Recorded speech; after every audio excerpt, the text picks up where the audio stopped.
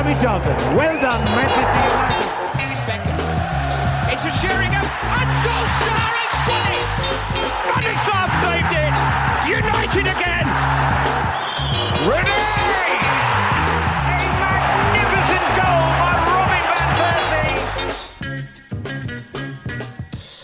Persie! Hello, welcome to United Hour, your official redcafe.net podcast on all things Manchester United. My name's Imran. I'm Colm. And I'm Ashwin. Yep, and we are recording this the day after our 2-1 win over Aston Villa at Old Trafford in what was a very entertaining game. So we'll dive into all that. We'll just touch on the Wolves game that happened midweek and celebrate the fact that we're joint top, just behind on goal difference. But before we do, let's just get the housekeeping out of the way. We have a Patreon. It's Patreon.com/United Hour or something like that. You can Google it. You all have Google. Feel free to help us out, donate. Obviously, this is a free service. We're just happy that you listen. But if you want to do that a little bit more, then there's some tiers there. Contribute whatever you can. If you can't, then don't worry. Just keep enjoying us for free. Other than that, just follow us on Twitter at United Hour and the same on Instagram. Actually, it's at United_Hour. I always say at United Hour. It's not. It's at United_Hour. So that's important. And then, yeah, just if posting the thread on the CAF, redcafe.net, sign up. It's great. We all enjoy it. And that's about it. So, United 2 to Aston Villa 1. A very entertaining game, I thought. I just thought we'd start by just talking about the general quality of the game because for me, that was probably the highest quality game of football that we've featured in this season. We've played pretty much all the big teams bar Liverpool, and I mean they've all the Spurs game, there was mitigating circumstances there. City game was poor, Chelsea game was poor, Arsenal game was poor. So this game actually, from both sides, there was a lot of quality on show. I thought. Colm, did you agree with that? Yeah, totally. I thought it was a fantastic game of football, pretty much from the off. There's a lot to like and a lot to respect about that Villa side. Not only, it's interesting because we had a very good game last week against Leeds in a certain sense, in terms of entertainment value and that kind of vibe. I know a lot of people thoroughly enjoyed that game. It was almost a bit much for me, that game, because I don't always think that's exactly how football should be. But this was, for me, more like the archetypal perfect game where it's just two good sides wanting to play attacking football. Villa didn't sit in against us, didn't double up and a lot of those things, and people might say that's naive, but they really showed that they had the quality to play on their own terms and play their own football. And for a team that so narrowly avoided relegation last year to come together with now such a solid looking squad under the inspiration of Jack Grealish is really impressive. And it was just a quality game of football. It was nerve wracking, but there was really good technical ability on show from both teams. I thoroughly enjoyed it. Yeah, Ashwin, what were your thoughts on the game? And Colm talked about Aston Villa and how well they did, but how do you think we matched up with them? Because they are a very good side, one of the best away records in the league. I think there was a stat saying they've only conceded 3 goals away from home or something daft like that. So how do you think we did? Go ahead. Yeah, I thought. Overall, I just thought the game had a really nice ebb and flow to it. I thought there were periods. We started off really well. Thought we were a little bit unlucky to not score a goal in the first 10-15 minutes. But then they got on top, and there was just a nice kind of both teams had periods where they were the more dominant side.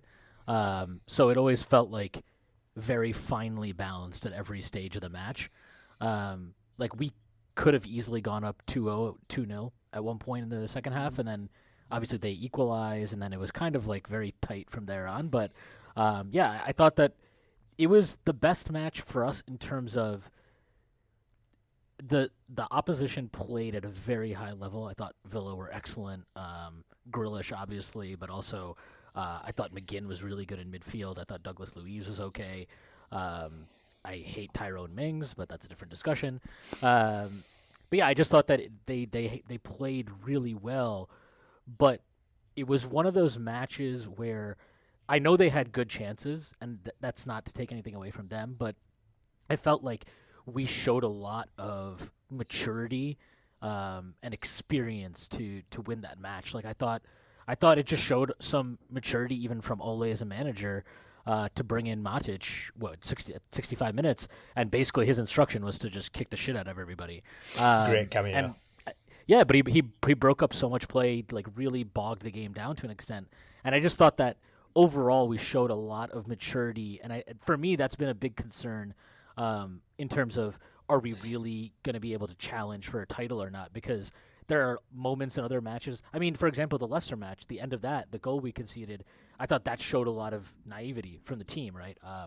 Fred goes kind of chasing out of position, and then Pogba doesn't cover for him, and it just ends up costing you. Whereas in this match, it felt like from the start, everybody was willing to go the extra, 5-10% that was required, because Villa were, Villa were there to win it. They were not there just to, hang on for a point. So really good match from both sides, and I was that's probably the most satisfied I've been after a win since maybe City last year, again at Old Trafford. So yeah, I think Villa showed really that, like, as Colm said, like you don't have to do a Leeds and just go mental and gung ho, but then you don't have to sit back either. You can actually strike a nice balance of, like, we didn't catch Villa out a lot. There was a couple of times when maybe we just robbed them of the ball high up, but really, like, it was just a game that, like, they were very well organised. You can see Dean Smith. It's Dean Smith, isn't it?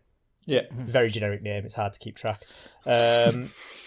He's got them very well organised. They all know what their job is. They're a very good, solid unit. And they came and they played their game, and I think we matched them really well. Like, it's nice to see when a team play, like, you would say Villa played well in that game, and therefore we matched them and we played just as well and won. And that's the good, like, often when teams come to Old Trafford and play well and we're just caught napping, then they'll beat us. Like, if that was a couple of weeks ago, if that was when we were having our home run, like our poor home run, I think they would have won that game. Well, I think there was a real stark difference, and this is kind of like a growing trend, but just in how we approach games now, particularly at home. I really felt, as Ashwin said, we were very good in the first 10 to 15 minutes, and I think we were good throughout. It was just that Villa are a good enough team that they earned their way into the game. But I thought, just in the way we play the ball now, and the kind of the minimum technical level, but also just the purpose and everything that everyone's doing, there's just a bit more of a zip and a bit more of a pace about a lot of things. Now, I know it maybe wasn't exhibited quite as much against Wolves, but I think that's in large parts because of how Wolves played. But there's just a bit more purpose in how we're playing at the moment. It just seems to be growing in confidence in terms of the players in the system. The 11s are much more settled now.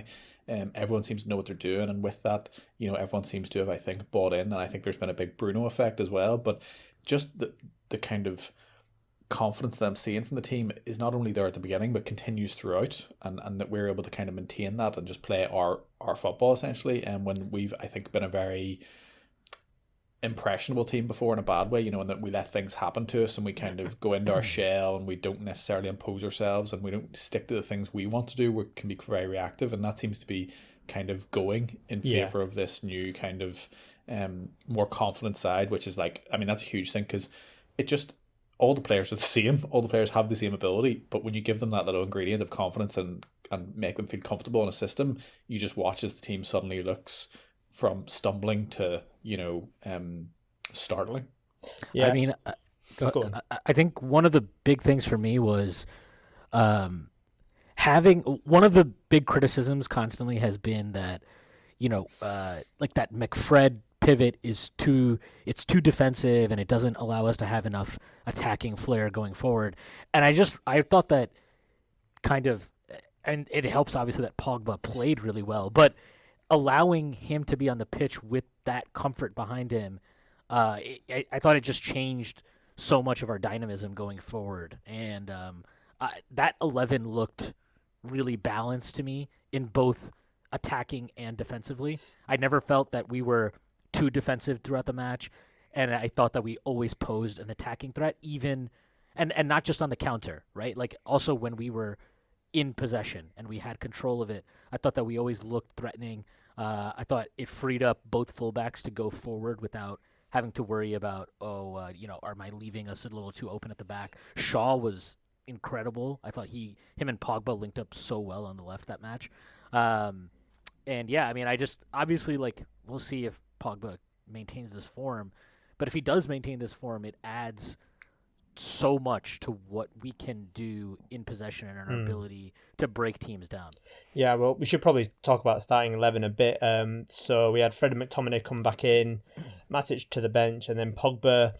I mean, people beforehand weren't sure if it would be a diamond, but to me it seemed like Pogba was more wide left with a license to roam.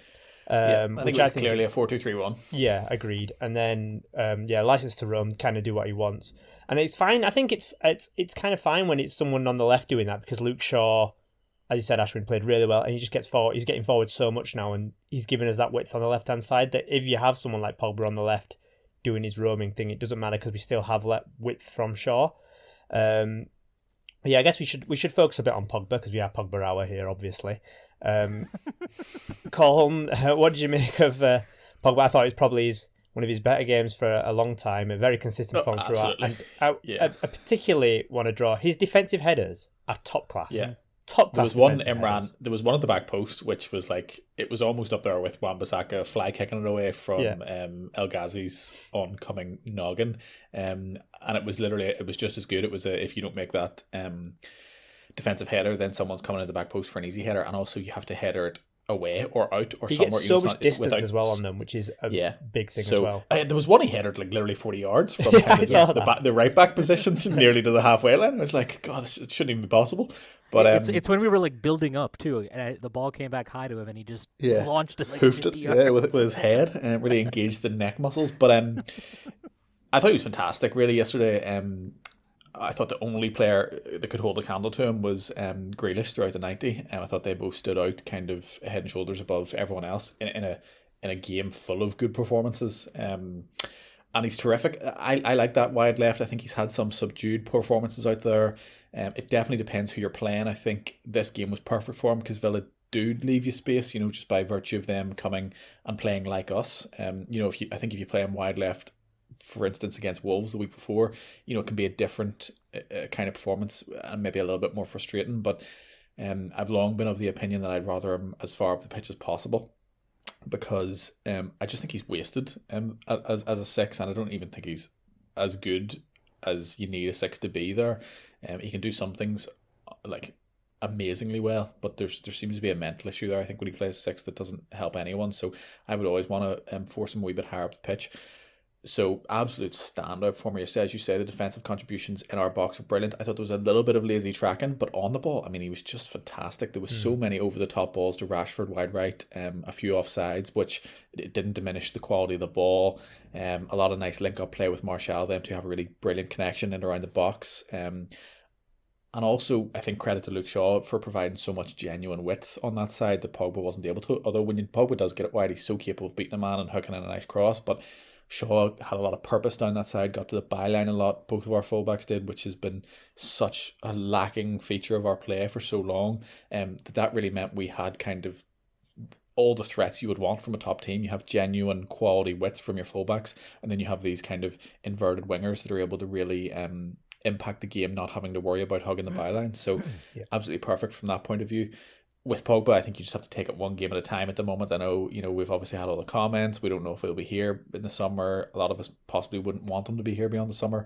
When he plays like that, it's hard not to gloss over all of those issues and just hope that we kind of sustain a really high level and that convinces him to stay.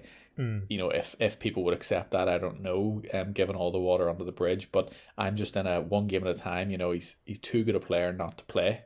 So you just I think Ole is absolutely managing it correctly, and that you just have to get the absolute most you can out of him and then see where the chips fall in the summer.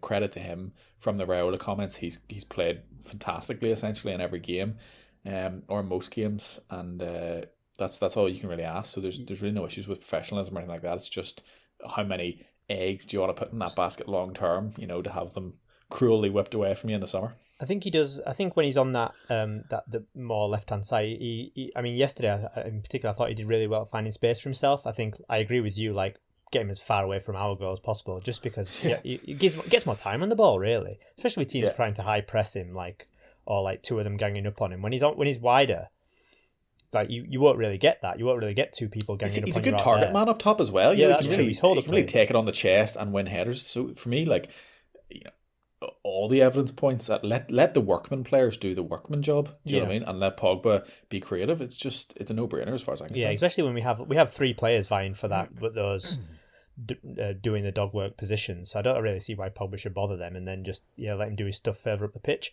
The goal came actually not from anything to do with Pogba, so we'll move on from Pogba hour and we'll go to Aaron Wan-Bissaka hour. Well, here I would dispute that. Pogba has an unbelievable touch and flick over the head. That is true. He did that. He did that. It's bad when I'm shouting up for Paul Pogba, but credit to him. That was a magnificent piece of play. Very like the double roulette that kind of released the attack. If you remember, against what I was going for was like a segue. See, I want to be a nice. I know, but I had to pull you up on that, Imran. Had to pull you up on that. We're about accuracy here. Our unbiased, objective accuracy. What I really should have done was segue from Pogba did a fantastic piece of skill to a goal. Rashford also contributed with a nice little flick, and Aaron Wan-Bissaka came. And then what I was happy with there was Aaron Wan-Bissaka actually tried to get as close to the byline as possible, whereas usually we just like often slow down when he gets towards the corner of the box. But because he had so much space, he actually tried to get a bit more to the byline and put in a cross that Martial did really well to header in, actually. He stooped low, put it nicely in. That's the kind of thing you want to see more from Wan-Bissaka. And he's probably the most debated player on our WhatsApp group. So I'll go to his biggest defender first, and that is Ashwin, who Aaron Wan-Bissaka best right back in world football history. I think that's. I wouldn't say. I would say like top 3. Like, I'm a little conservative. No, I thought he played a really good game aside from that whole free kick fiasco. Was really we'll come to that. Me. I've got a few thoughts on that. Yeah, but I thought going forward, pretty early on in the match, you could see that he was engaged on that end at least. The best part about that play for me was he kept making the run forward even when he wasn't involved as the passing option, or he wasn't like touching the ball. He just kept moving forward to make himself available, and then obviously he got the benefited from it. I agree. I think he just needs to back himself more when he gets into the forward areas, because I think his delivery is actually okay. It's mostly that he tends to hesitate to actually do it, and then he'll just end up checking it back to Bruno or checking it back to Rashford or whoever. But yeah, I thought he was really good, and just even aside from that play specifically, I thought that he was making forward passes pretty consistently in this match. I thought that he he was progressing the ball forward in ways that maybe sometimes he tends not to do, or plays it too conservatively or whatever.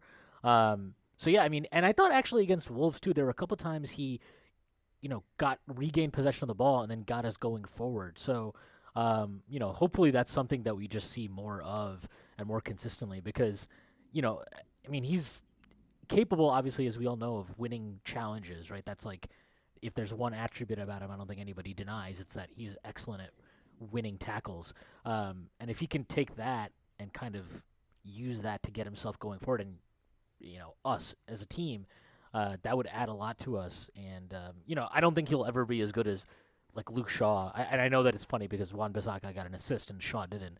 But Shaw was comfortable, like, some of the passes and runs and kind of vision that Shaw shows, and just like his technical ability is so much greater than Wan-Bissaka's. But, if he can just provide more of an attacking threat more consistently, I think that it would help us out immensely. And yeah, hopefully, I think if we get Rashford playing on the right a little bit more, I think we will see more of that. Yeah, I think it's the consistency with him, really. We want to see him doing...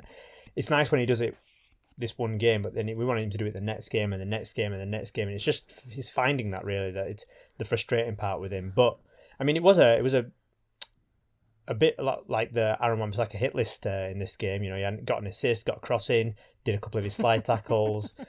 That clearance at the back post from our guys that Colm touched on earlier I thought that was fantastic. A lot of people talked. I thought he was going to give away a penalty. Well, that's it. It seemed like a hair's breadth from penalty. Yeah. A lot of people talked about the Bailly block, which we'll get to as well. But I thought that was possibly the best defensive play of the game. That from Wan-Bissaka. I don't know how he did it. Because it was one of those things where the ball's coming over him, and he often likes to let it bounce behind him. But I was like, he's lost this here. But then somehow he made that recovery volley. Excellent stuff.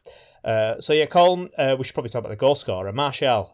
We've commented that he's looked a bit lost in front of goal recently, and that was his first goal from open play for a while, I think, in the league. So yeah, what did you? He scored against Sheffield.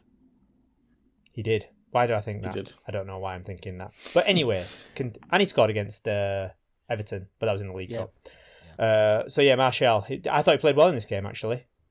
Yeah, I thought he was good. The goal helps massively, obviously, because I think there still were some periods where he was slightly uninvolved. But, from the start, he kind of had that stinging curl effort right in the first sort of 10 minutes. And from that, he was just engaged. I think Pogba helped immensely, and obviously Bruno I fed think him him a and few Pogba really times. like playing with each other. 100%. Yeah. Like, you just see there's always a little connection there, the French connection, and always looking for those little give and goes and happy to play with each other when they mightn't do the same kind of moves with other players, I think. So that definitely helped him. But his movement was broadly good. I mean, the header is a fantastic header, as you say, kind of stooping backwards. The ball's perfect because everywhere else has defenders, so it's kind of the only place the ball can go, and therefore the only way that Martial can get that header on target is like that. And it's one of those ones where the movement just makes the finish so easy. You don't have to think about what's happening because it'll just naturally be going that way. I think we should just give the credit to Cavani, right? Because without him, he wouldn't ever do it. Absolutely. And it's a big opportunity. Obviously, not really an opportunity because I think Martial is Ole's number 9, but there is a growing conversation around what's our best 11, particularly with the front three in terms of Martial off the left or Cavani up at number 9 or whatever it is. But Martial can do it. There were still some lazy moments of pressing, I felt. But overall, you could never be too disappointed with that. And if he does get a run of games now and a run of goals, then I think you would see him hopefully kind of explode back into that form that he showed last year. And that would be absolutely no bad thing for our season. I think also the goal really proved that's two things from two players that we need to see more. Like Wan-Bissaka getting down that line and putting a good ball in, and Martial just making sharp movement in the box. There's often games where you just wouldn't make that movement at all, and then the chance would go begging. But there, he was alert and he stuck his head in, and that's the sort of thing he can do. He just again needs to do it more. Absolutely, he's actually a pretty good header when he does go. Yeah, when he actually yeah, bothers. yeah. He's very good at heading the ball. There was that header against last season. Who was it against? Chelsea. I think Chelsea. Yeah, where I was actually shocked that he headed that so well. I think why he do that more often? He had one in the Champions League this year too against Istanbul. That was actually good. Oh yeah, the one we lost. We don't like to talk about that. I think with regards to his movement inside the box, my issue is that he makes one movement and then he stops. Yeah. And he kind of commits to that, and good strikers or great strikers don't do that. If you watch Cavani, there's a movement, and then if that doesn't work out, there's a second move and a third move. They never really let it die. Whereas Martial, even yesterday against Villa, we got to the byline a lot, and he loves to step back. He'll always go for the cutback. And he gets very frustrated if the ball doesn't immediately come, that he starts, gesturing, and there's no kind of secondary movement. It's all very much it happened his way, It happened on one where Bruno was on the left, and Martial cut right, probably like between the 18 and the 6, and Bruno. To be fair, Bruno probably should have passed him the ball because he was wide open, but he didn't. And then you could just see Martial. He's done. He's checked out. Yeah, he's checked out of the move. Yeah, you may as well just kick the ball out because you're getting nothing else from him in that sense. And that's just a little small bad habit. But the initial movements always tend to be quite good. And if anything, they are always one that makes sense. And other people, it's maybe just I was a wee bit disappointed with Luke Shaw's final ball when he got in very good positions. Yeah, there's a couple of times. Just choosing to hammer it into a wall of defenders when you have an obvious cutback on, is sometimes a little bit frustrating. But we must be so. Shoot it. There are times where I just want him just shoot it. He had one yesterday where he waited until he cut down his own angle, and then he just shot it straight at the keeper. And I was like, if you were going to shoot it, you could have done just that. Do it earlier. Yeah, just do it earlier. Yeah. And he's got a good strike when he does shoot it. So I don't know. If he had have shooted it earlier, we could have been 2-0 up sooner. Yeah. Right. Anyway, half time 1-0, and we kept up our quite impressive record of never losing. Well, not never. Is it never losing at Old Trafford in the Premier League when we're winning at half time? Yeah. Yep. Incredible record, really. Second half, and I thought Villa started pretty well. The half, I think that this is when really Grealish really came into his own and started really dictating play and running with the ball and just putting in some fantastic crosses. And it was his ball that caused the second goal for Traore, who I thought was terrible. Actually, was Traore, apart from the goal, but. It came from that free kick, which Wan-Bissaka was trying to stop, and then did stop, but then tried again and didn't stop. But I think Neville kind of made a lot of it on commentary. But for me, I just think if the player's out and if Wan-Bissaka's out there doing that, then just someone else just cover for him. I think McTominay should go across and cover that. Really, just be alert to the situation. So I think a lot was made of Wan-Bissaka like being at fault, but to me, I thought it was a bit. The other thing about excessive. it, the other thing that's slightly odd about it, and I'm not shy of a bit of Aaron Wan-Bissaka bashing, so I would jump on that normally, but he blocks the player goes to take a free kick, and he stands in front of it, and he achieves his mission of stopping them, and then they kind of get up and complain, and then the ref kind of tells him to go away, and then the player kind of, I don't know who it is, it might be McGinn who plays that free kick, but they kind of look left as if they're going to play it outside Wan-Bissaka, so he steps across to try and again block that, but then actually they change their mind and play it straight down the big channel he's just vacated essentially. So it's just a bit of a weird one. I don't actually think there's that much in it. I think it's on Oliver. Like, it's just terrible officiating. Like you said, there's just so much confusion there. It seems like he's about to, whistle it and then mark off the 10-yard. And it just... Yeah, but they're entitled to take a quick free kick, and we're the people standing over it. We have two players standing over it, neither of which manages to, in the end, I think it's Martial and Wan-Bissaka who are kind of standing over the ball, and neither impacts it in any way, shape or form. I think leave Martial to stand in front of it and get back is obviously the correct thing, but it kind of looked like more of a clanger than it really was. I think McTominay could cover the space, and then equally when Grealish gets it, you can tell McTominay just doesn't want to put in any kind of challenge on him, and just lets him do whatever he wants inside the box basically. And then it still has to kind of dribble through like three players to get to Traore, who finishes it, but whatever. It was just a bit of a freak goal, to be honest, but not a great one to give away. But on the balance of the chances they had, they deserved one goal at least. The fact that it came in that circumstance, okay, a little bit silly, but they created genuine gilt-edged chances in that game. So, we were going to concede somewhere along the line. Plus, the standard of balls they were actually putting into the box were, I thought, very high quality, especially in the second half. They were putting some excellent balls. I mean, Mikel Arteta must have been purring with jealousy by some of the balls into the box, especially from we can talk about Grealish now. I just thought he was fantastic, and he needs to be a Man United player. I really wanted us to go for him in the summer instead of Sancho, but we chose Sancho, and that's fair enough. That's who we wanted to pursue. But for me, I think Grealish is fantastic. I think he says I've been a big fan of him forever because he became Villa captain when he was early 20s or something, and I just thought that was a big if you're giving a youngster your captaincy, I think that's a big mark of your character. And there's been some off-pitch stuff that's not been great, but on pitch makes me like it more. Well, on pitch, he's very much a leader and a talisman for them, and you can tell. And when he gets the ball, there's something going to happen. You can't he's tight control, excellent quality on the ball. I just think he's fantastic. I really do. He has such a big personality on the pitch. He never hides. He's always trying to get on the ball. He's always trying to create something, and he's just. You can never rest when you're playing against him because he's always going to keep running at you and trying to create. And if we could add him to the squad, that would be incredible. I also think I just think the type of player he is too.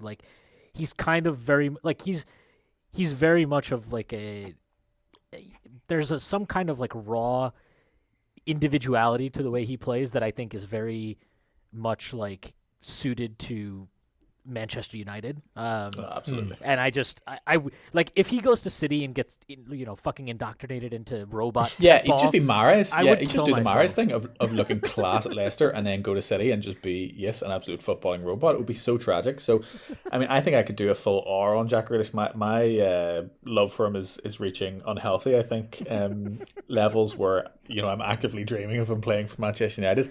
So I'll just try and touch on a few things. Heard him swear about 15 times during that broadcast last night, which I enjoyed. Literally any single time he got fouled or dispossessed, he was just given off to the nearest person. We've obviously got the quads, the calves, the low socks, the haircut. It's all fantastic, but he just looks so comfortable in every area of the pitch. He drops in and he's playing in front of his defence, and you just have no concern, so press resistant, and then he has the ball out by the sideline. He just squeezes a little pass down the line. I think his passing along the floor is severely underrated. He just finds these wonderful passes, and whether it's an overlapping run where he's slipping in Matty Cash, the weight of the pass is always tremendous. He never over hits it, under hits it. It's always just laid in so someone can come onto it. And I really it is talismanic, but I really think if you take him out of that Villa side, they're back in the relegation zone. I genuinely think he's that transformative for that entire team. If you watch them, last night wasn't actually the best example of this because they were kind of good all over, but if you watch them usually, anything is coming from him, and it's only because of Ollie Watkins not being an absolute sharpshooter that he doesn't have a tremendous amount more assists than than he should this year. The quality of delivery off his both feet, these little kind of no backlift curling balls, always finding, kind of just creeping over the last defender right onto the attacker's head. Like, he's just sublime. And I think Ashwin's absolutely right when you say it's his kind of individualistic personality that of course is going to get him in trouble sometimes, that is so, I mean, tailor-made for Manchester United. He is just a Fergie player. He's a Manchester United player. That's what I was every gonna day say. of the week, twice Like, on Sundays. Fergie signs him. Like, I often like to think, what player would Fergie buy? And there's been two. One of them was Vardy. Like, I'm convinced. I'm convinced that Fergie would have bought Vardy after Leicester won the league. Convinced about it. Fergie loved a Premier League striker who was banging in goals, and that was Jamie Vardy. He did. Like, Who doesn't? well, yeah, like Luis Saha, Andy Cole, etc., etc. Like, so that was one, and then the other is Jack Grealish. Like, I think Fergie would be all over Jack Grealish. Like, I mean, I do think Bruno is a Fergie player, and that is kind of the only thing a Manchester United player, because it's even more than Fergie. It is a Manchester United DNA thing. But there is something about Manchester United getting the most enigmatic and the best talents from the Premier League, which we should absolutely continue to do. But also, I think there's this kind of thought that, well, we have Donny van de Beek, we have Pogba, we have Bruno. Where's he going to play? Jack Grealish gets in our team every single week. He can play. Right wing, he plays left so many wing, positions. 10, 6, left back. Doesn't matter. Like, and he would force others out, and that's how you create a really successful football club. I mean, the money would be eye-watering given that he's just signed a new contract, but God, I'd sack off every single other signing just to get him at United, and it would probably be a disaster. I think the other thing with Grealish too is I think like last year there were times where because they depended on him so much for kind of everything creative, he would take, he would definitely rest when they were out of possession doing like I feel like this year, and maybe this is a consequence of the entire team playing better, but he just seems like engaged all the time for the entire match, and that kind of quality reminds me of Bruno so much. I don't think you can have enough of those characters in your squad. It's just like the way he's playing right now is at such a high level, and there's something about when he carries the ball, he's so smooth, like he's so graceful and elegant on it, and actually I think because he keeps it so tight to his feet, it's almost impossible. Like, I'm almost shocked when somebody tackles him without fouling him. Fred had one yesterday where he nicked it from behind. And I was just like, in my head, I'm like, that has to be a foul. And I mean, it didn't get called. Well, I think the ref had a very similar mindset yesterday. But I think the funny thing as well is, what do you? Matty Cash is like he's trying to model himself on Grealish. But the thing is, what other club do you see him at? I don't see him in a Liverpool shirt. I don't see him at Arsenal. I don't see him at City. Yeah, and I don't see him abroad. So I think it's us or Villa. I mean, he's 25 now. He has to go this summer. Yeah. In my opinion. It won't be Chelsea because they just spent like $700 million. No, I don't think it would be Chelsea. But I think he might be priced out of a move, which is something that I think is going to happen much more regularly now in football, now that the money's kind of spread around a bit more. But he's 25. He's Villa club captain. They're doing well, but that's the peak. I just wouldn't. It would have to be a foreign team, right? It would have to be somewhere from abroad. I don't see that. No, I don't either. I don't either. But if it's not United, then I think it would. That's the only other situation, like I don't know, Juventus or something like that. But could be Spurs. He did sign a contract, but I just wonder if there's not a clause in there that says like some stipulation, like he can go for a certain the amount Ole of clause. Yeah, something like that. But anyway, that's probably enough of Jack Grealish. I think we spent more longer on him than now. Just basically, do we have to go back to talking about United? Yeah, unfortunately, we are United hour, so we should probably get back to it. But so they scored, and the good thing about it was like we responded straight away. Again, like we didn't like go into a shell or anything. Or let them came at a good time. We got control of the game and get back into it straight away with a penalty. Been a while since we got a penalty in the league, at least 2 games or whatever. The social media meltdown over it was great. I really enjoyed that part of it. So this is an interesting one because a lot of, especially on the forum, I was checking the forum, a lot of people think it's a stonewall or a definite penalty. I'm a bit more like, it's probably a penalty, but if the ref hadn't given it, I could have seen that, and if it had been against us, I'd have been fuming. There is, obviously he's pulling on his arm, which is a bit light, but it's the contact with the legs that people are focusing on. And to me, it kind of looks like Pogba kicks the back of his leg, and it's whether you judge that his leg is far enough across to be tripping him up. I'm not sure. I see nothing in Luiz's movement that even hints to me that he's even thinking about making a challenge. If you leave aside the arms, okay, has an arm up, there doesn't seem to be a grasp or a pull, really. It just seems to be these placing his arm on him kind of thing. And then I think they're just running alongside each other. Now, are we saying that he's just too tight to him, and that's this big cardinal sin that gives away a penalty? Like, to me, it just seems... I think... Go ahead, sorry. Like, it probably is a penalty. Nowadays, I accept that. Like, I think the ref was very certain, gave it straight away. Would never, I think, in that position. They might ask him to go and have a look at it on the monitor, but I think that'll be the extent of it. But I do think, like, in this day and age, that does appear to be a penalty. But I can't really... no one has explained to me why it's a penalty yet. I mean... And I think it's kind of sad that it's a penalty. It wouldn't be a penalty, like 5-6 years ago? But it is now, so whatever. And I agree, like, it is... I just don't see where the foul is. I guess it's soft, but here's the thing. Like, okay, if that's fine. If people are upset that that's not that shouldn't be a penalty, I don't necessarily agree or disagree. That's fine. Let's just say I don't agree, but that's fine. But, like, there was also... Mings literally elbowed Pogba in the face, and that didn't get checked at all. Like, that to me, it's just... That's much more contentious, obviously. And it wasn't even... It didn't even... Like, that No. should have been an But that obvious almost... foul. I don't even get how that... That was that crazy. almost points to the absurdity of how one is a penalty, which there's barely any contact, player trips himself up, and you're saying a player can't run alongside someone they're trying to stop from having a free shot on goal. Whereas on the other side of the coin, we're saying a centre back can come and absolutely mash someone's elbow into their face during a corner, and it won't even get looked at or appealed for, or like, how do those two things balance up? And it wasn't one of those elbows where you're both jumping up and that like he's it was a lead with the elbow. He's jumping in with the elbow. He's trying to do that to Pogba. And I mean, he did that. He had that stamp on Zlatan 2-3 years ago. He's just a shithouse of a player. I cannot stand him. Well, I'm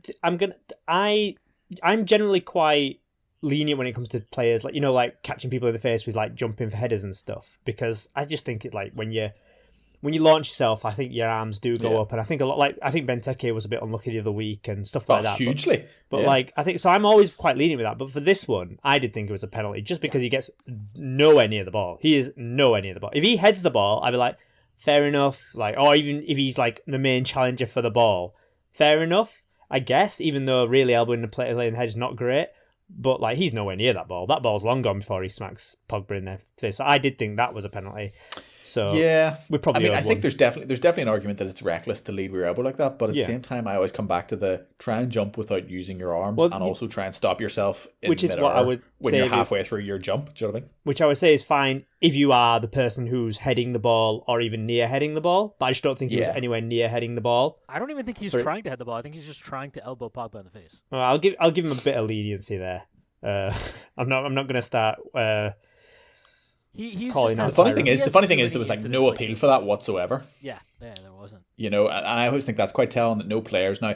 Sometimes it's just the case that no one sees it. The ref doesn't see it. Players don't see it, and Pogba's basically concussed on the floor, so he can't make any kind of impassioned appeal. But then when you see obviously blood coming out of his mouth, and you see the highlight, you're kind of like, why would I have a look at that? But I do think VAR's got to the stage where I think you have to appeal. I think the big appeal is a big part of it. There was that handball I can't remember what game it was. It was like last week, and someone basically punched a ball, like basically did a mope on Harry Maguire. I think it was in the Fulham game, I think. And someone punched the ball off the guy's head, and there was no appeals or anything. And it wasn't, and then VAR didn't review it. And then VAR at the moment doesn't have the strength of its own convictions to just independently review things that are clearly fouls or penalties or whatever. It teeters completely on player opinion and ref opinion and fan opinion and all the rest of it. You know, it's so influenced by it's on the things appeal that it shouldn't be influenced by, which is just one more reason why VAR in its current implementation is a bit of a joke. Yeah, I am convinced that if Maguire hadn't made a big deal about that handball in that Brighton game, they wouldn't have reviewed that at all, and they'd have just left full time. If we hadn't made a big deal out of it, I don't think it would have been reviewed. But yeah, we got a penalty, and thank God we have Bruno Fernandes to take penalties, and he stopped skipping penalty. Now. Very good penalty. Like he missed against Newcastle, wasn't it? But since then, that was the one. Yeah, I think he scored 15, missed one. He's technically missed two more. Well, not technically. He's untechnically missed two more, but then he's retake, so it's fine. Put that in the corner, and then then Villa kind of came at us, and it was a pretty... Well, actually, we did quite well before that. A couple of long shots from Fernandes and Rashford that went close. Pogba had that chance, which he just hit around the post, which he probably should have scored. But then they really came back into it in the last 5-10 minutes. Made for a very entertaining, exciting game, probably for the neutral. For me, probably a bit too much. Could have could have done without some of that, especially like a couple of those balls. Tyrone Mings came close, and then right at the end, I mean, there's a couple of things. Like, what are Pogba and Rashford doing there? Like, Crazy. Crazy. Rashford's fine. Take that into the corner. You can pass to Pogba. It's Pogba that's the issue there. Like, I don't think Rashford's passing to Pogba thinking, let's get a goal. Yeah, that's passing true. to Pogba, like, let's just pass it between ourselves here in the corner a wee bit, and then Pogba basically says, nah, I'm going to turn around and try and play a ball past 6 Villa players to Anthony Martial along the floor. Like, crazy. That was the one Madness. time Crazy. Martial was breaking his neck to get to the 6-yard line. Yeah. But anyway, but then they go at the other end, and Eric Bailly with a brilliant block, and it was, I mean, the block was one thing, and then to see like the team just, I don't know how Juan Mata's probably sprinted the fastest he's ever sprinted to get onto the pitch to celebrate with him there, but just a fantastic block. And Bailly in general, these last 2 games has looked like, well, we know he's athletic, he's athletic, he's got a lot of attributes that you really like in a defender, and he's filling in for Lindelof very well, and like another fantastic. I personally put him as man of the match. Ashwin, what did you make of Madman Bailly? He was fantastic. I think he's been great since he came back into the side. He had a clearance in the first half that was incredible. Off a cross, I don't remember who it was, but he headed it away for a corner. But it was, I mean, if he didn't get it, it would have been a goal for sure. And I hate Bailly because I'm totally going to buy into him now, and then he's going to get hurt in like 5 seconds. Yeah. But that's what's so annoying about him, because when he is healthy and when he's kind of in form and he's there, he adds so much to our play, not just defensively, but like what he allows us to do in our attacking play. I don't think it's a coincidence that Wan-Bissaka has been getting forward a bit more with Bailly in the side. I don't think it's a coincidence that we have been able to play higher up the pitch and press higher. I just think that, like, and he plays these line breaks. He can carry the ball forward in a way that Lindelof just, even when he does, it doesn't have the same kind of authority to it. And yeah, by some of his passing is really, really good. I think he actually broke the press, carried it forward, and then played to Pogba around like the 57th, 58th minute on that play where Pogba plays it into Shaw, and then Shaw didn't dive when the challenge came. When Pogba told him to dive. Yeah. But Did you see the video? Did you see the video of Pogba telling him he should have dived? Yeah. See that? It was weird, wasn't it? I mean, he's not wrong.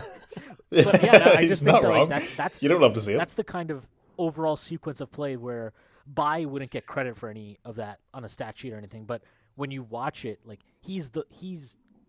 that's something that he can do that Lindelof, who I think gets a lot more criticism than he deserves, but still, like, he's just not capable of providing that. And also just frankly, like, I think what Bailly's strengths are complement Maguire way more in terms of kind of they can cover for each other's weaknesses, because we know Bailly is generally not very good in the air. Although he did really well yesterday, I thought, with Watkins.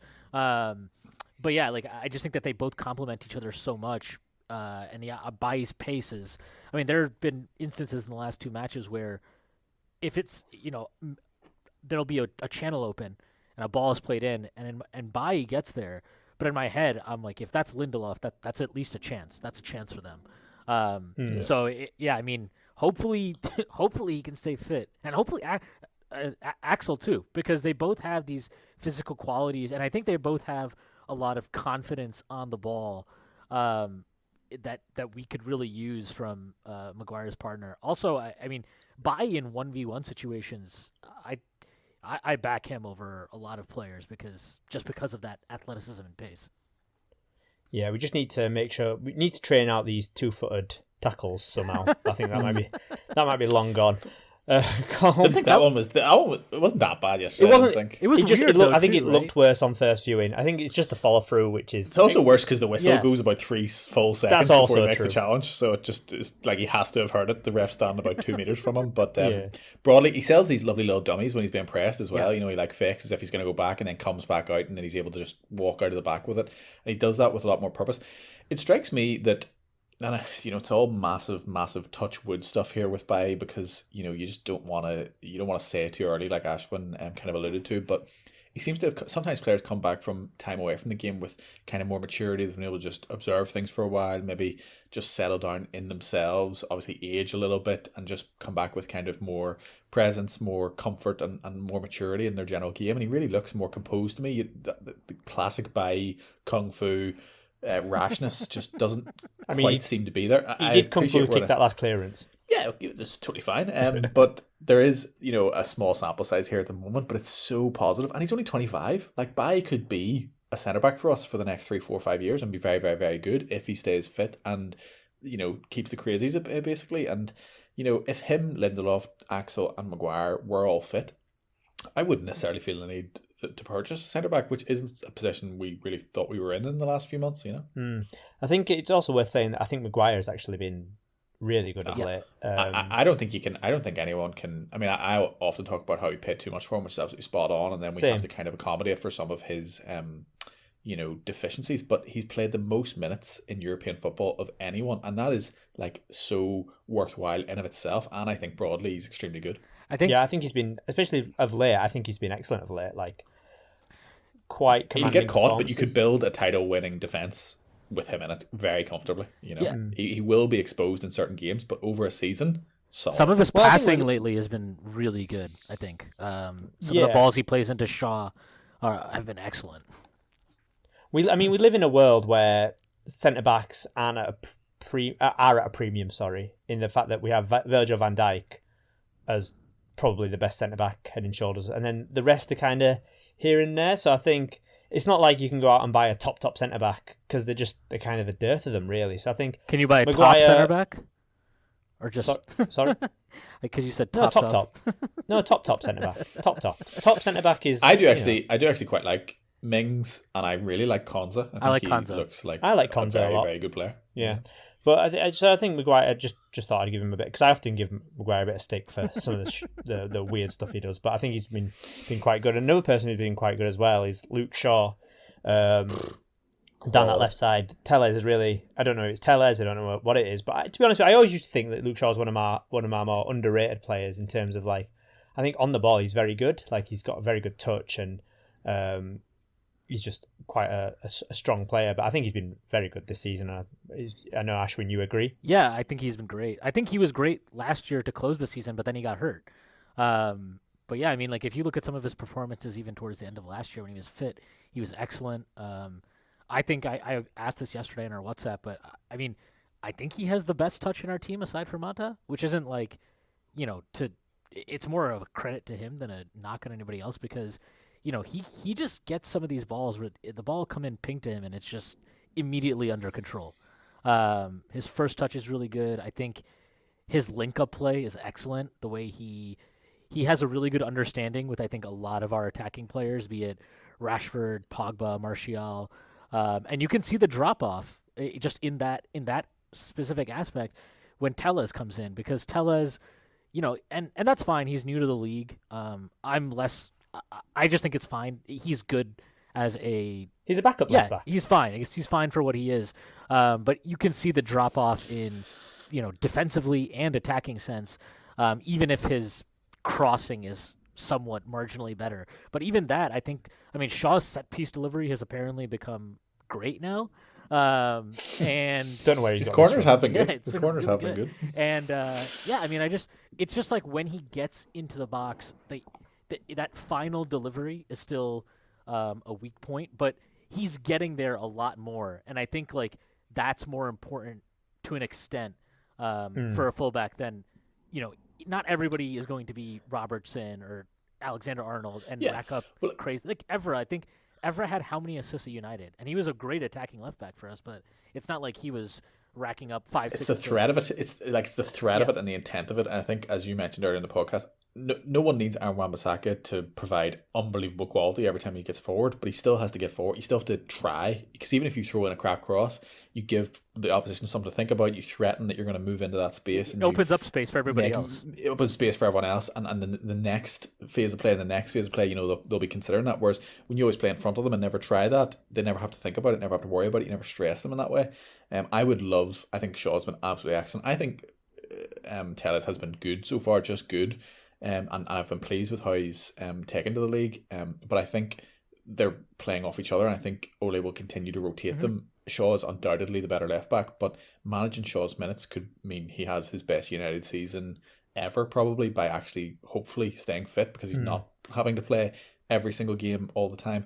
I really, really, really hope we can provide the same thing for Wan-Bissaka, because there has been lots of times in his short United career where he's looked absolutely done in from the start of games, essentially. A lot of recoveries just not happening and things like that, which isn't super fair on him.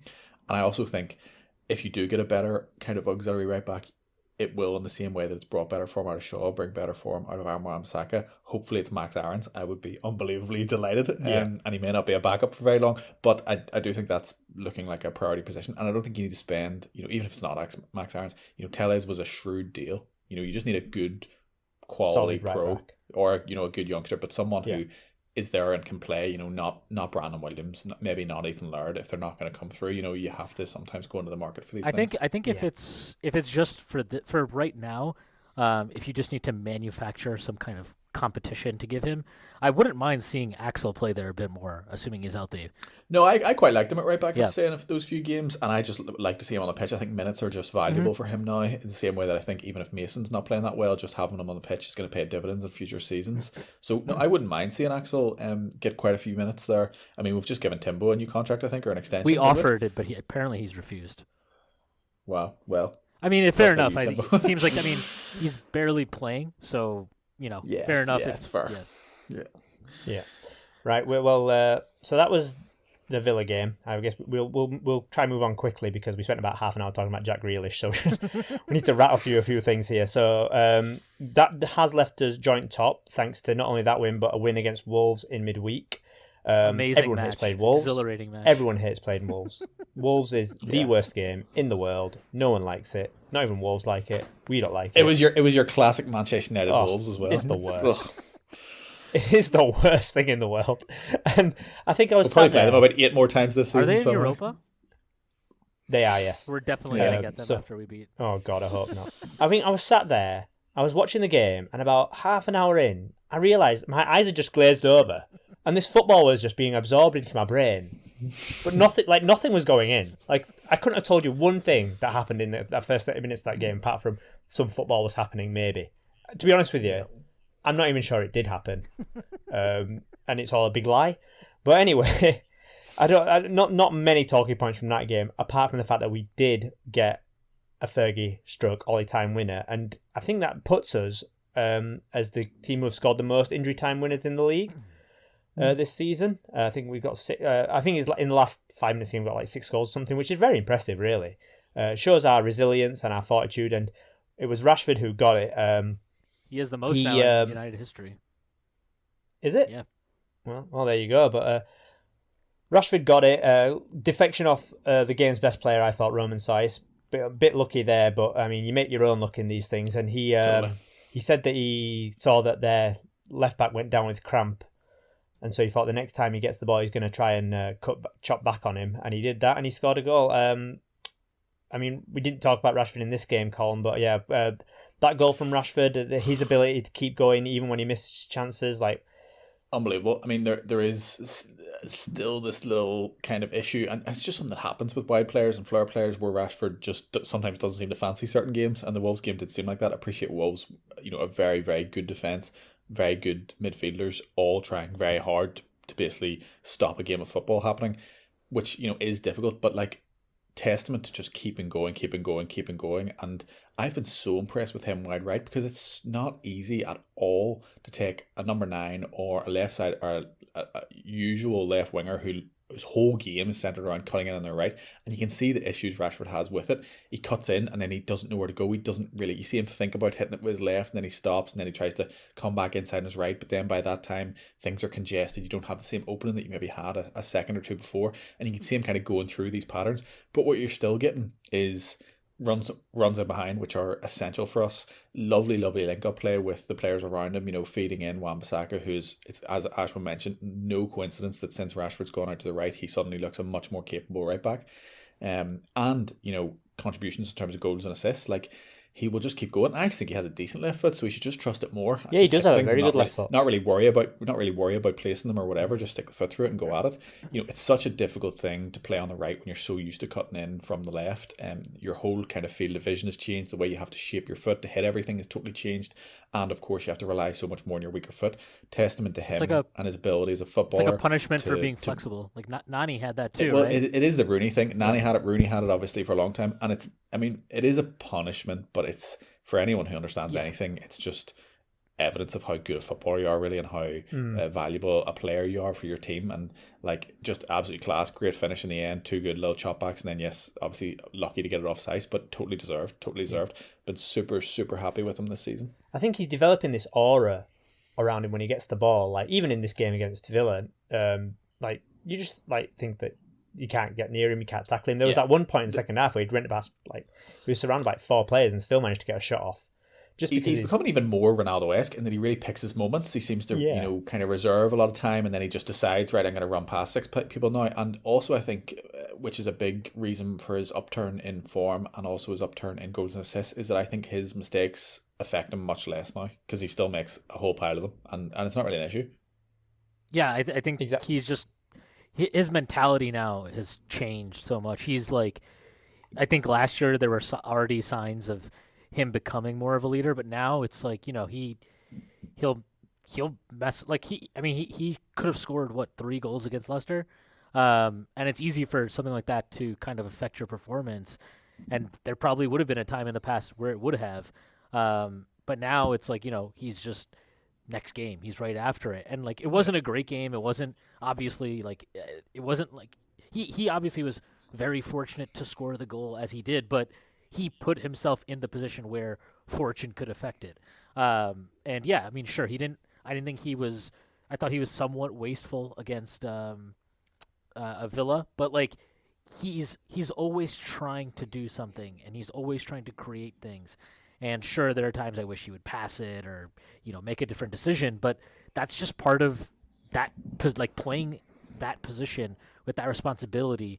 I mean, it's like Bruno, right? Bruno he drives you crazy because you don't know what he's doing at the time. But all you need is for it to come through once or twice in a match, and it's worth it because, goals win matches. So if he loses possession 5-6 times but is producing a goal contribution, fairly consistently, I have a very hard time caring. And just to be honest, just with everything about Rashford, I don't care. He can do whatever the hell he can do whatever he wants. Right. So that, as I said, that win and this win puts us joint top with Liverpool. 9 goal difference, which seems very low, but I think obviously getting pummeled by Spurs doesn't help that. But yeah, we're about, I think they've got 17 goal difference, but that's not important. Basically, we are top of the league. Colm, are we going to win the league? No. Sorry, but no, I don't think so. But hey, what a journey, Imran! What a roller coaster! What great football we're watching. I'm living in the moment. I'm short term. There is so much clear progression, so much good football on show. Anything can happen. Of course, we're in a position. If we beat Burnley and then play Liverpool, our season can turn around. We have the quality to do it. I just think we don't quite have the experience and the nous and the mentality just at the moment, but we are, by God, we're heading in that direction. I said to my brother, I said, you know what? It's nice that we actually get to watch games and like, this win matters for where we are in the league, like the stakes. But the problem is every game matters. I'm too invested. The final 5 minutes of Villa was like pins in the eyes. Well, that was the drawback, because then the final 5 minutes of Villa, I'm like killing myself. Like, yeah, exactly. So I don't think I could handle this if it's for a half season. I forgot what it feels like. It's very easy like to watch the last 5 minutes when you're sitting 6th with no prospect of winning the league this century. So, but no, it's good. It's good problems. Yeah. Ashwin, do you expect it to all come crumbling down, or can you see it sustained push to keep up with Liverpool? I think we'll challenge the whole way. I think Liverpool are. I mean, they're having their own problems, right? They have some injuries, which I agree with our good friend Jose Mourinho are being exaggerated to benefit them. But I mean, they have not. I mean, and it's natural, right? They've played 3 years basically at a very high level, been to 2 Champions League finals. I don't think they're as sharp as they were, and they haven't really strengthened that much in the transfer windows. Thiago has been good, but he's been injured. He just got back this week, and he's a great player. I think he definitely adds something to them that nobody else has. But I mean, I really like this team. I think it's a strong squad. If Ole can really get good performances on the right from Rashford, I think it changes a lot of things. I'm expecting Amad Diallo to come in and contribute at least 10 goals the second half of the season. No, I'm not. But I do think that he might get some cameos, and from what little I saw of him in the Champions League, I think that just having him in the squad might be an option that helps us out a little bit. But yeah, I mean, I think what you're saying is Amad Diallo is going to win the league. That's a hot take. Yes, hot he take is going to win from the league. Ashwin there. But I think that we will challenge, and I mean, we have a lot of match winners in this side now, and considering that we're tied at the top on points anyway, with Liverpool, I think, and we haven't even gotten much from Martial, Greenwood, or Cavani yet. So if those guys can start getting into the goals, then I don't see why we wouldn't be in with it with a great chance to win the league.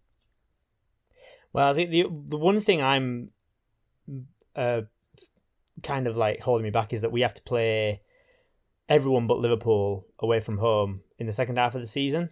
As long as we go down, as long as we go down first, I'm fine. Yeah, well, that's just one thing that's holding me back. But it'll be interesting, and that game versus Liverpool is our next home game. Before then, though, we've got City. Oh, no, it's not. We've got Burnley first, haven't we, of course? We've got Burnley, rearranged Burnley before Liverpool, which I'm quite happy with. We're getting that game out of the way finally. Yep. It's been a long time. Delighted we can get that, because that means at least we can go to Liverpool on even points if we beat Burnley.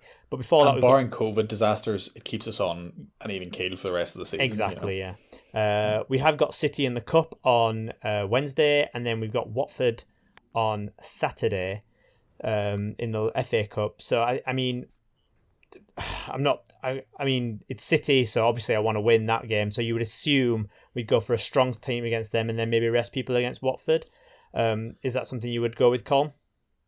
Yeah, although I would rotate for City. Obviously, Cavani's ban counts for those two games, I'm correct in saying? Yes. Yeah. So that obviously limits options in the top of the pitch. I wouldn't be surprised to see Dan James against City. I would like to give Greenwood a chance through the middle in one of these matches. Yeah, I would love to see that. I really don't care about this. I know Ole wants to win a trophy. I know he says it's important for the players to win a trophy.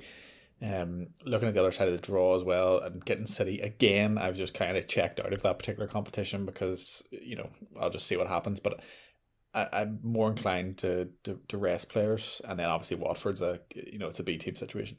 Yeah. Ashwin, any what do you expect from these two games? Are you really invested in making sure we get to the final of the League Cup? And Watford, do you just expect to gimme? I don't care about Watford. I'm assuming we'll take care of that. And even if we didn't, I honestly wouldn't care. But the City match, I think it matters. I think that because it's City, because it's another semifinal, I think semi-final, mission accomplished. No, I think that I don't fully always buy this idea that you have to win these League Cups are important to win because it helps instill winning mentality. I don't fully buy into that, but I do think that there is some value for the team itself, for its own kind of self-belief to win a title. And if we're in this season, in a somewhat unexpected, I think, title push in the league, I think having that belief where not only do you win, the League Cup, but most likely it'll require beating City and then beating Spurs in the final. I do think that would have some positive, intangible impact on the squad. Plus, it's always fun to beat City. Yes. So. Absolutely.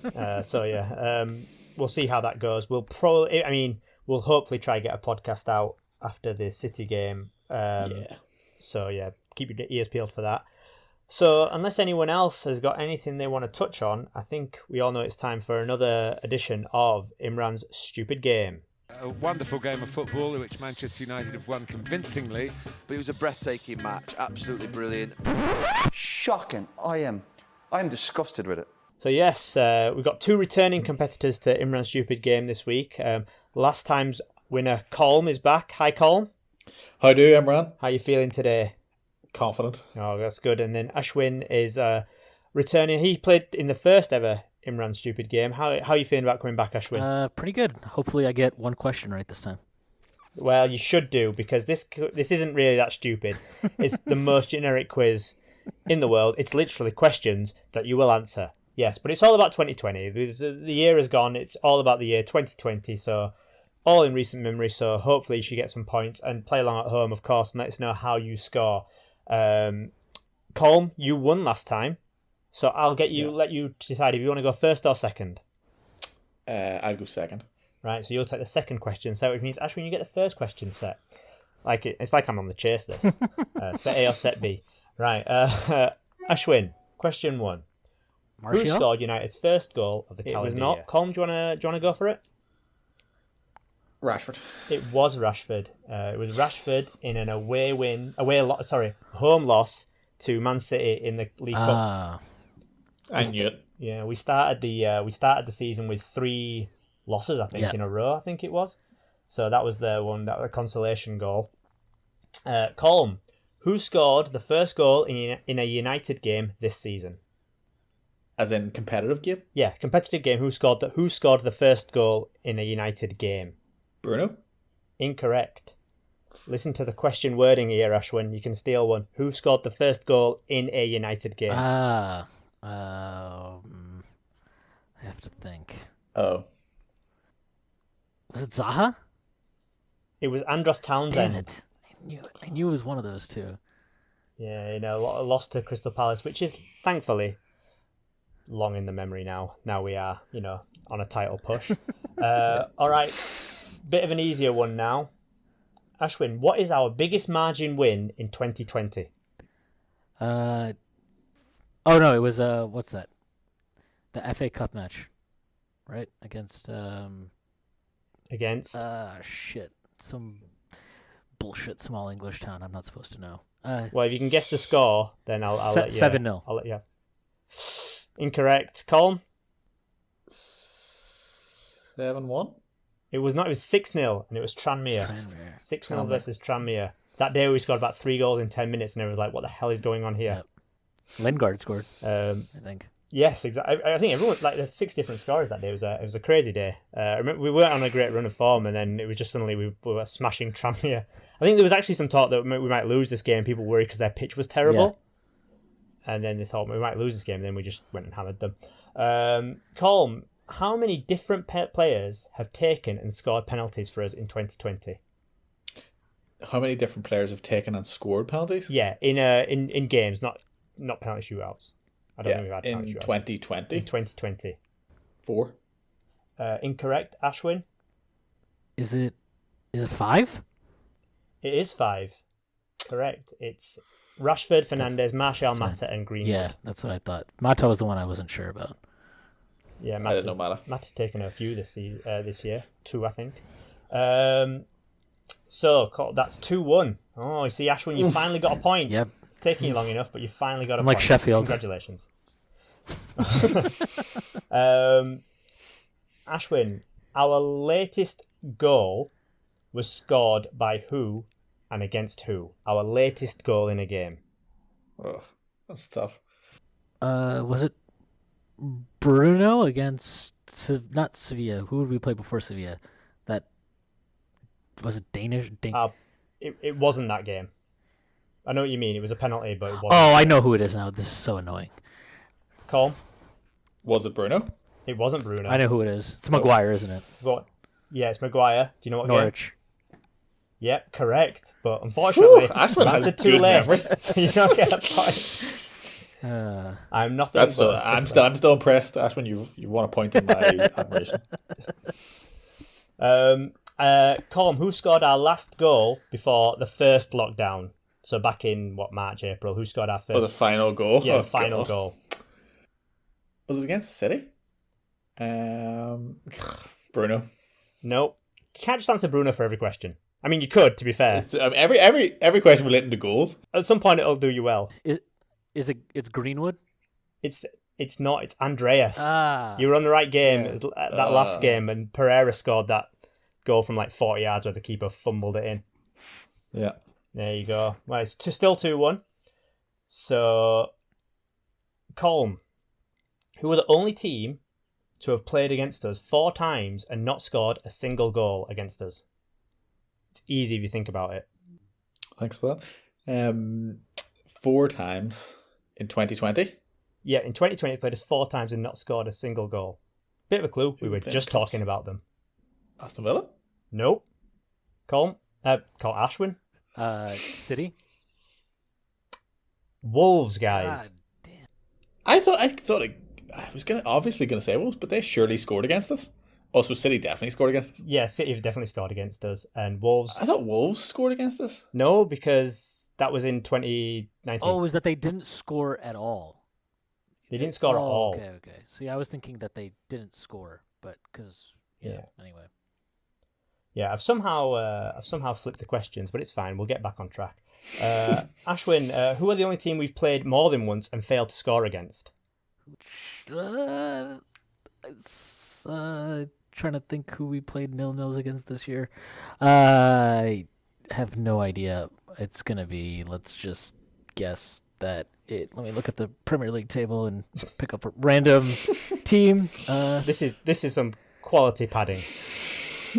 I'll just say, Newcastle, even though I know that's wrong. Incorrect. Colm? I haven't a clue either. I'm going to say, I do think it's someone crap, though. I don't think it's someone good.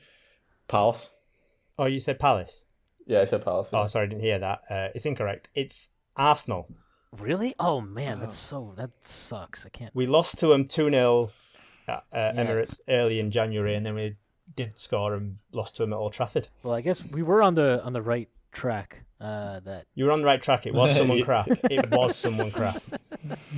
All right. So 2 more questions. Ashwin, you need both of these, I think. Actually, we keep coming back from behind in games away from home this season. That was the thing until Leicester.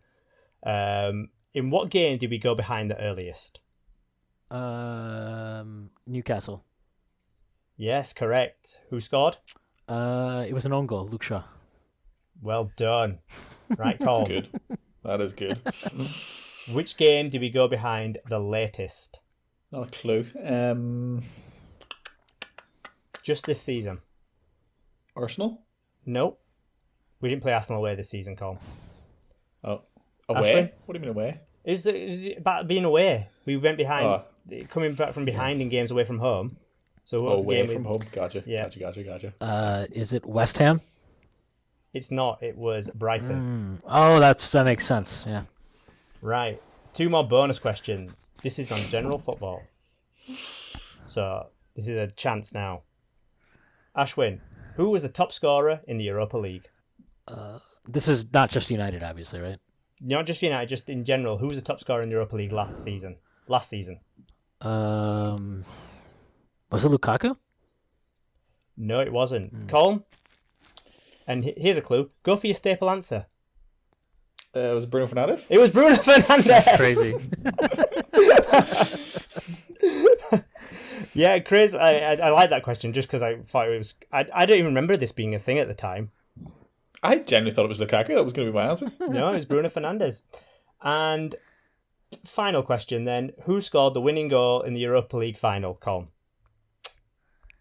It was Lukaku. It was Lukaku! Amazing. Colm takes the win at the end there. Fantastic stuff. And that was yet another edition. Probably not that stupid. More like a quiz. And when I edit out all the pauses, you'll think this was really rapid fire. But believe me, it was not. It was not. That'll be good. So yeah, well done. Thanks for playing, everybody. Cheers. Cheers. Dreadful. Dumb and Dumber, I'd call them. I thought they were really poor. I thought they were a joke. Really abysmal. Yeah, right. So back to your normal United Hour stuff. As I said, we'll be back after Man City. We'll get a couple of people together, and then we'll probably skip the Watford game unless something crazy happens, and then we'll be back in your ears for Burnley. So until then, have a happy new year. Hope everyone had a great time. Have a safe and happy New Year's. Thanks for listening all through 2020. We'll endeavour to get you out plenty of podcasts in 2021. Hopefully not as late after the game as this one, but festive period and all that garbage. We're a bit delayed. Ashwin's still drunk. So yeah, cheers for listening and thanks for being here. Cheerio. Cheers.